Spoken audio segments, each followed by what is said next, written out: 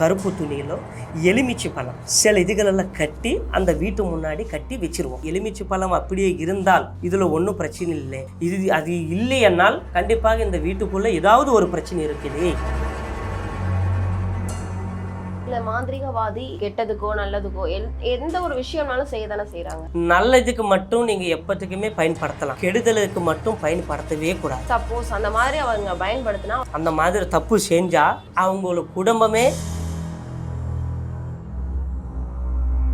சில பேருங்களுக்கு கணவன் மனைவிக்குள்ள பிரச்சனையாகவே இருக்கும். சில பேருங்களை கேட்காமலே ஒருத்தருக்கு ஒற்றுமை இல்லாமலே போவாங்க. அவங்க 2 பேர் ஒற்றுமையாக இருக்கணும்னு நினைக்கிறவங்களுக்கு மட்டும்தான் பண்ணணும். டைம் பாஸுக்காக காதலை பண்ணிட்டு டைம் பாஸுக்காக விட்டுட்டு போகிறதுக்காக பண்ணவே கூடாது. அது ரொம்ப பாவம், அவங்களுக்கு பாவம், செய்கிறதுக்கு யார் முன் வந்தாலும் அவங்களுக்கு ஒரு பாவம் தான். இந்த திருமண தடை நீங்கிறதுக்கு என்ன விஷயம்? இதுக்கு என்ன காரணங்கள் அண்ணம்மா? நல்லா படிப்பாங்க, நல்லா வேலையில் இருப்பாங்க, ஆனாலும் கல்யாணம் கிட்டக்கு பிரேக் ஆகிக்கிட்டே இருக்கு. இதுக்கு என்ன காரணங்கள் அண்ணா?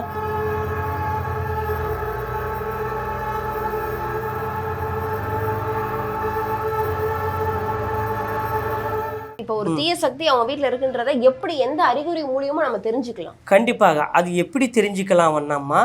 அது பூஜைகளில் தான் காரணம். பூஜைகளில் உட்காந்து மேனாக பூஜைகளில் உட்காந்து அது கட்டுப்பாட்டுகளோடு பார்க்கும்போது தான் தெரிய வரும்.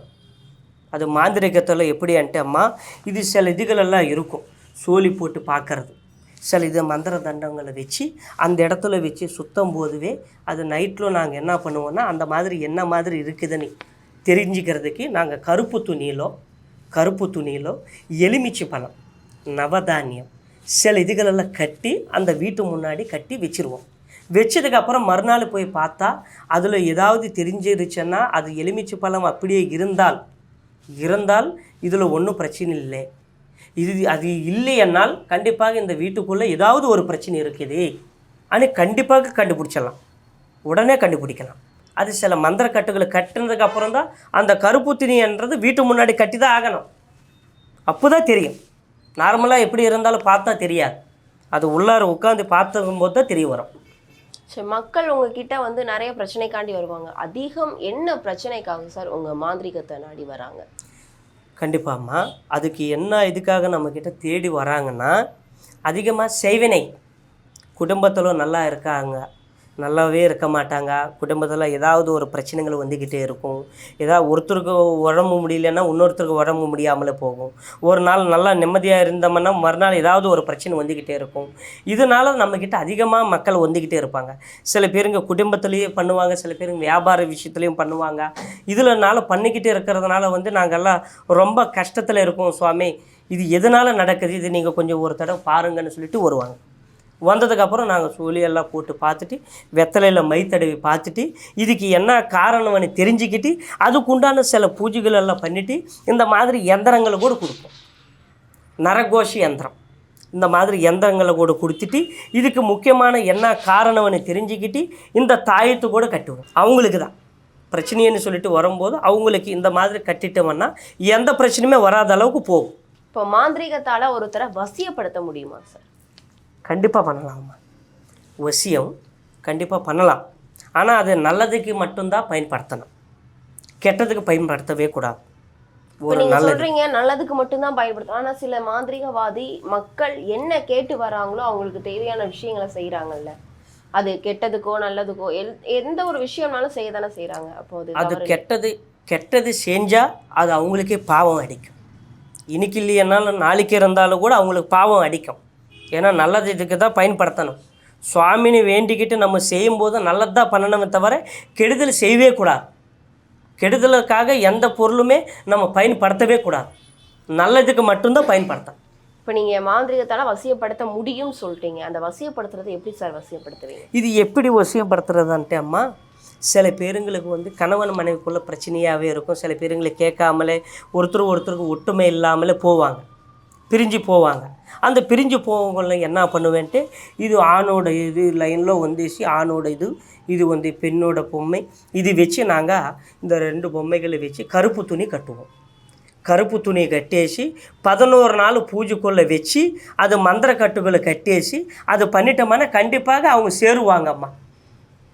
ஒற்றுமையாக இது இருப்பாங்க. வந்து கணவன் மனைவிக்குள்ள அந்த பிரச்சனைகள் இருந்தா இது நீங்க பண்ணுவீங்க. இப்போ இந்த காதலன் காதலி வந்து விட்டுட்டு போறாங்க அப்படின்னு சொல்லி அவங்களுக்கும் இந்த மாதிரியான பூஜைகள் நீங்க பண்ணி கண்டிப்பாக அதுலேயும் சில இதுகள் இருக்குது.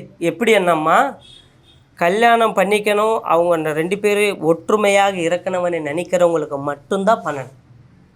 அவ்வளோதை தவிர ஏதோ நம்ம டைம் பாஸுக்காக காதலை பண்ணிட்டு டைம் பாஸுக்காக விட்டுட்டு போகிறதுக்காக பண்ணவே கூடாது. அது ரொம்ப பாவம், அவங்களுக்கு பாவம், செய்கிறதுக்கு யார் முன் வந்தாலும் அவங்களுக்கு ஒரு பாவம் தான். சார் இந்த வசியம் பண்றது அப்படின்றது சாத்தியம் ஆகுமா? கண்டிப்பாக. ஏன்னா இப்ப இருக்கக்கூடிய காலகட்டங்கள்ல இதெல்லாம் வந்து மக்கள் நம்புறாங்களா? இது இன்ன வரை சாத்தியப்பட்டிருக்கா? கண்டிப்பாக ஆகும்மா. ஏன் பயன்படுத்த முடியாது? சில பேருங்க, நிறையா பேருக்கு நாங்கள் நல்லதுக்காக பயன்படுத்தியிருக்கோம். லக்ஷ்மி வசீகரணம், இந்த மாதிரி கல்யாணம் வசீகரணங்கள், இதில் சில இதுகளெல்லாம் நாங்கள் ஏற்பாடு பண்ணிவிட்டு அதை தயார் பண்ணிவிட்டு அந்த கட்டுகளை கட்டிட்டோம்னா, ஒரு தடவை கட்டிட்டா அது எப்போத்துக்குமே பிரியாது.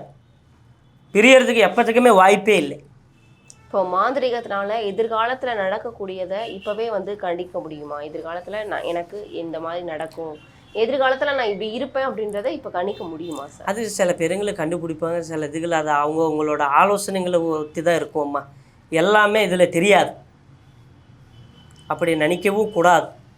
ஸோ உங்களுடைய அனுபவங்கள் அப்படின்னு ஏதாவது இருக்கா சார்? இந்த மாதிரி எதிர்காலத்தில் இவங்க இப்படி இருப்பாங்க அப்படின்னு நீங்கள் ஏதாவது கணிச்ச அனுபவங்கள் இருக்கா? அனுபவங்கள் என்னம்மா, நல்லது ஏன்னா நார்மலாகவே இவங்க நல்லா ஒரு லெவலுக்கு வருவாங்க, ஒரு வியாபாரத்தில் நல்லா பெரிய ஆள் ஆகுவாங்க, இந்த தொழிலையே இருந்தாங்கன்னா இவங்க முன்னேறுவாங்கன்னு சொல்லிட்டு நாங்கள் சொல்லுவோம்.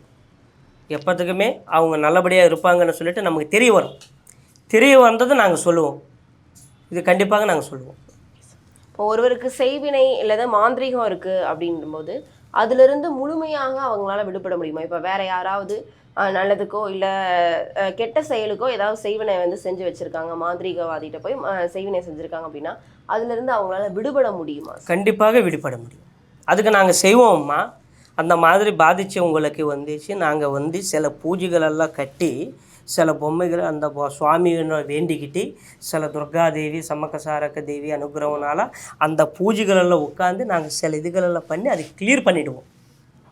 அது ஒரு தடவை பண்ணிவிட்டு எப்போத்துக்குமே வராது. அது இன்னொரு மாந்திரீகவாதிகிட்ட போனால் மட்டும்தான் அந்த பிரச்சனை வந்து கிளியர் ஆகுமா சார்?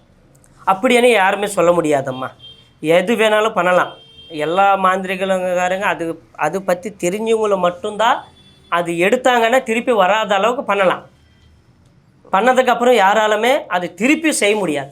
இப்போ மாந்திரீகம் தொடர்பாக மக்கள் செய்யவே கூடாத மிகப்பெரிய தவறு அப்படின்னா என்ன சார்?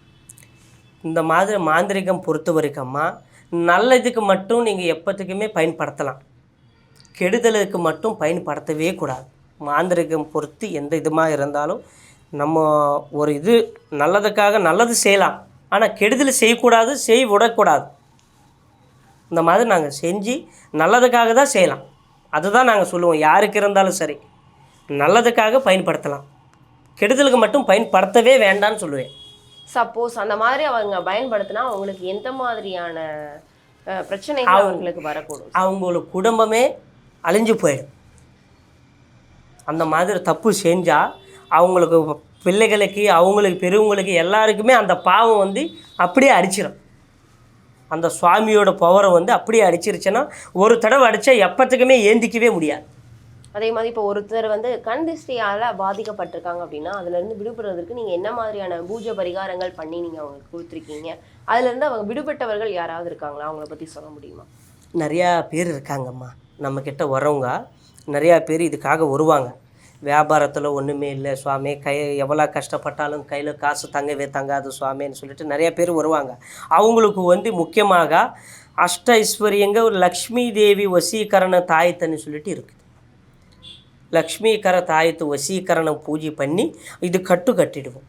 இதுக்கு சில பூஜைகளை மந்திரங்களை படித்து அவங்களுக்கு அமாவாசை நேரத்தில் பௌர்ணமி நேரத்தில் வந்துச்சு அவங்கள மேலே வந்துச்சு இது கட்டுவோம்.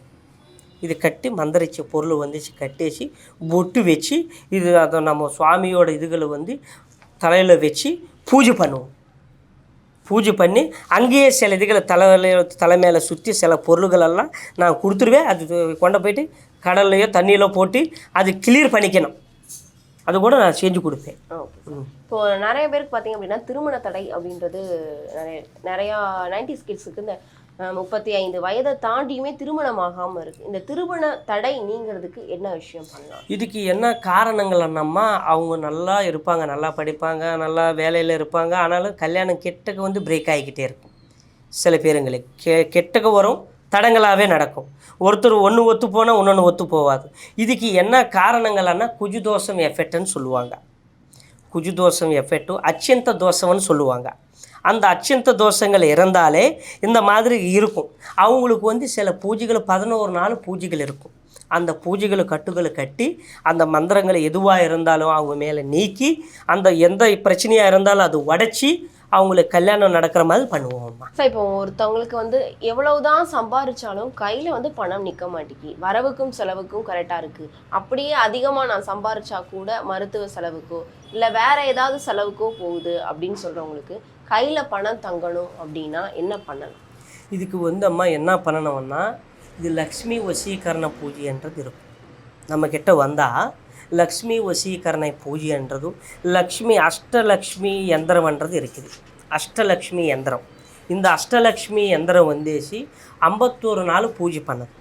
51 நாள் பூஜைகளை செஞ்சு அதில் தேங்காய்களெல்லாம் உடைச்சி அது சில பூஜைகளெல்லாம் துர்காதேவி என் சன்னிதானத்தில் வச்சு இதுக்கு சில இதுகளை கட்டுகளெல்லாம் கட்டி வச்சு நாங்கள் கொடுப்போம். அஷ்டலக்ஷ்மி யந்திரம் கொடுக்கும்போது அதை அவங்க வீட்டில் வச்சுக்கணும். வீட்டில் வச்சுக்கிட்டு அதுக்குண்டான அஷ்டலக்ஷ்மியோட தாயத்து கூட இருக்குது. அது சில பூஜைகளை பண்ணிவிட்டு நாங்கள் கொடுக்கும்போது நம்மக்கிட்ட வந்தால் அந்த பூஜைகளை பண்ண வச்சுட்டோம்னா லக்ஷ்மி வந்து நம்ம தேடி வர மாதிரி, லக்ஷ்மி வந்து வந்த லக்ஷ்மி நம்ம கையால் போகாத அளவுக்கு, எவ்வளோ கஷ்டப்பட்டாலும் காசு நிற்காமலே போகுதுன்னு கவலைப்பட வேண்டிய அவசியமே இல்லை. நம்மக்கிட்ட வந்தால் நான் சில பூஜைகளெல்லாம் பண்ணி நான் கொடுப்பேம்மா, அது கட்டிக்கிட்டாலே போதும். அது என்ன காரணத்தினால சார் அந்த கையில் பணம் அப்படின்றது தங்க மாட்டேங்குது? அது என்ன காரணம்ன்ட்டு கந்திஷ்டி பொறாமை, அடுத்தவங்கள நல்லா முன்னேறாங்களேன்னு சொல்லிட்டு சில பேருங்க மேலக்க வந்தால் அழுவாங்க, கீழே விழுந்தால் சிரிப்பாங்க. அந்த மாதிரி இருக்கும்போது இப்போல்லாம் லக்ஷ்மி சம்பாதிக்கிறாங்க, நம்மெல்லாம் சின்ன பசங்களெல்லாம் முன்னேறி போகிறாங்களே, நம்ம இன்னும் அங்கே தானே இருக்கோம். சில பேருங்க அவங்க ஐடியா சக்ஸஸ் ஆகாது, அடுத்தவங்களுக்கு நல்லா சக்ஸஸ் ஆகும். அதனால் முன்னேறி போகிறாங்களேன்னு சொல்லிட்டு அவங்க மேலே சில இதுகளை கந்திஷ்டினால் வந்தம்மா கல்லடியினால் பண்ணலாம், கண்ணடி படக்கூடாதுன்னு சொல்லுவாங்க இல்லையா? அந்த மாதிரி கந்திஷ்டினால் எவ்வளவோ இருந்தாலும் சரி ஐஸ் கட்டி மாதிரியே கரைஞ்சி போயிடும். அவங்க எவ்வளோ சொத்து இருந்தாலும் சரி அப்படியே கரைஞ்சிக்கிட்டே போகும். அந்த மாதிரி உள்ளவங்க கஷ்டப்படுறவங்க வந்து நம்மக்கிட்ட வந்தால், நம்ம ஒரு ஜோதிட நிலையத்துக்கு வந்தாலே நான் சில பூஜைகளெல்லாம் பண்ணி அந்த அஷ்டலக்ஷ்மி யந்திரம் நான் கொடுத்துருவேம்மா. அது கட்டிட்டோம்னா எல்லாமே போயிடும். கண்டிப்பாக நீங்கள் சொன்ன கருத்துக்கள் எல்லாமே மக்களுக்கு ரொம்பவே பயனுள்ளதாக இருக்கும். மீண்டும் சந்திக்கலாம். நன்றி. நன்றி அம்மா.